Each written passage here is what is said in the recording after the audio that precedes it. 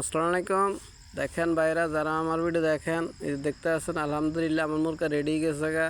এই যে আমি আগে সবরতের আগে বাচ্চা উড়ে ফেলাইছি, এই কারণে আমার মুরগা রেডি গেছে গা। আমরা কিন্তু অনেকে সবরতের পরে বাচ্চা উড়ানোর চেষ্টা করি ঈদের বেশ ধরানোর লাই, অথচ ঈদের বেশ যারা ধরতে চায় তারা কিন্তু বেশি দামের বাচ্চা উড়ায়, তখন মুরগা রেট উঠলো তখন কিন্তু লাভ হয় না।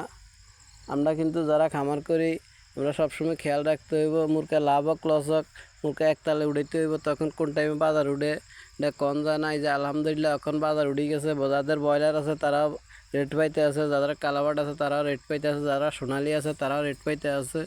আমরা যে মুরগা বেশি আমরা মূলত যে কালাবাটে বলি, সোনালি বলি। অনেক দোকানদাররা আমাদের মুরগা নেওয়ার পরে যাই কালার বাটে সোনালি কই বিক্রি করে, কিন্তু আমরা কিন্তু যেটা রেট যেটা মুরগি এটার নামে কই। তো এই কারণে বলছি যে আমার কালাবাট মুরগি আলহামদুলিল্লাহ আমরা সবসময় ভিডিও দেখাই আপনাদের মাঝে। আমরা যে কীভাবে কীভাবে পালার উপযুক্ত করি সবসময় দেখানোর চেষ্টা করি। তো দেখেন আলহামদুলিল্লাহ এখন বাজার ভালো আছে, এই কারণে আমরা এই বেশ পাইতে কিছু লাভ হইতে পারে। তবে একটা বেশ প্রতিটা বছরের ভিতরে 3-4টা বেচের ভিতরে একটা বেচ খারাপ ভালো আসে, আর 3-4টা বেচে খারাপ যায়। তা আলহামদুলিল্লাহ আমার 4টা বেচের পরে এখন একটা বেচ ভালো পাইছি। আমার 2 খামারও রেডিমেল আছে, যে এখন বাজার বাড়তি।